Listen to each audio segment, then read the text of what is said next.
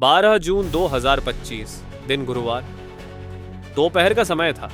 Air India की flight AI 171 Ahmedabad से London Gatwick के लिए उड़ान भरने जा रही थी। ये एक बोइंग 7887 ड्रीमलाइनर था। उड़ान भरने से पहले सब कुछ सामान्य था। मौसम साफ था, रनवे पर विमान ने ठीक ठाक गति पकड़ी और समय पर उड़ान भर ली। लेकिन उड़ान भरने के सिर्फ 30 सेकंड बाद कुछ अजीब हुआ। टेक ऑफ के कुछ ही क्षणों में विमान की गति कम हो गई। विमान केवल 625 फीट की ऊंचाई तक पहुंच पाया और फिर नीचे गिरने लगा।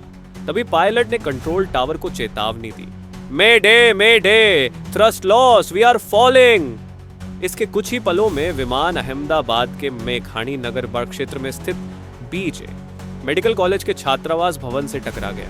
विस्फोट हुआ, आग लग गई और एक बड़ा धुआं उठने लगा। यह भारत के इतिहास का सबसे भयानक विमान हादसा बन गया। इस हादसे में इस विमान में सवार 240 लोगों में से 241 की मृत्यु हो गई। सिर्फ एक व्यक्ति जिंदा बचा। उनका नाम है विश्वास कुमार रमेश मठ। सीट नंबर 11 है। जमीन पर भी इस हादसे ने भारी तबाही मचाई। मेडिकल कॉलेज के हॉस्टल में मौजूद लगभग 40 लोग मारे गए और 60 से ज्यादा लोग घायल हुए। कुल मिलाकर यह हादसा 280 से अधिक लोगों की जान ले गया। विश्वास कुमार रमेश एक व्यापारी हैं जो लंदन में रहते हैं। वह और उनके भाई एक साथ यात्रा कर रहे थे। दुर्घटना के बाद उन्हें मलबे से बाहर निकाला गया। उनके शरीर पर जलन और चोटें थीं, लेकिन वह होश में थे। मेरे भाई मेरी आंखों के सामने मरे। मैं चाहता था कि मैं न बचूं, मैं अकेला क्यों बचा। उनकी यह भावनात्मक कहानी पूरे देश को रुला गई। जांच एजेंसियों ने तुरंत घटनास्थल को घेरा और विमान का ब्लैक बॉक्स खोजा।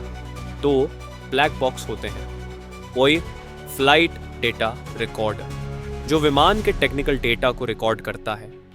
2 कॉकपिट वॉइस रिकॉर्डर जो पायलटों की बातचीत को रिकॉर्ड करता है। ये दोनों ब्लैक बॉक्स आग से पूरी तरह क्षतिग्रस्त थे। उन्हें अमेरिका भेजा गया ताकि वहां डेटा को रिकवर किया जा सके। जांच में पाया गया कि टेक ऑफ के समय विमान में थ्रस्ट लॉसन हुआ, यानी इंजन ने पूरी ताकत नहीं दी। इसके अलावा विमान की आपातकालीन बिजली प्रणाली Ram air turbine R8 bulb अपने आप सक्रिय हो गई थी। इसका मतलब है कि विमान के बिजली सिस्टम में कुछ गड़बड़ी थी।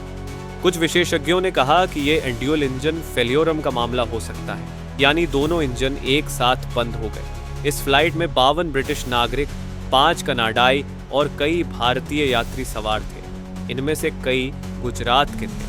कुछ प्रवासी थे जो छुट्टी के बाद वापस लंदन लौट रहे थे।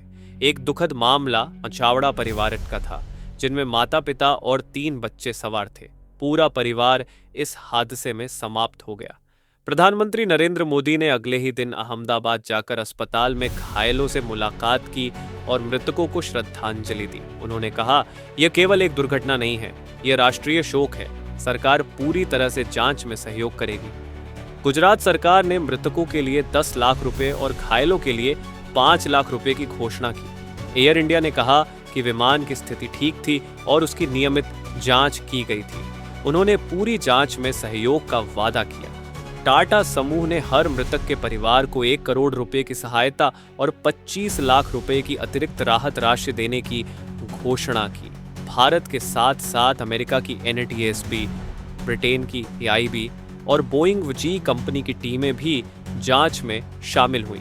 जांच में शामिल मुख्य बिंदु: पायलट की ट्रेनिंग रिकॉर्ड, टेक ऑफ के समय इंजन की स्थिति, ईंधन की गुणवत्ता, मौसम की जानकारी, एयर ट्रैफिक कंट्रोल की रिकॉर्डिंग।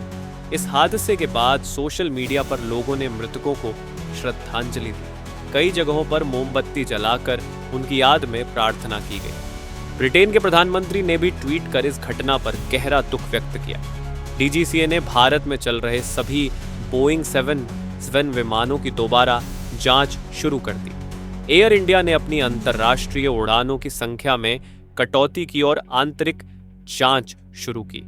अब भारत सरकार यह भी सोच रही है कि ब्लैक बॉक्स को पढ़ने के लिए देश में अपनी लैब बनाई जाए ताकि अमेरिका पर निर्भर न रहना पड़े।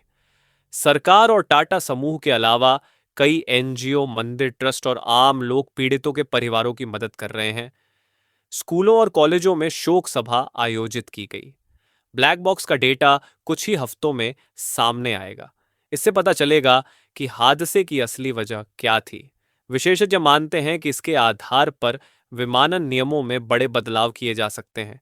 Bureau report, news for you.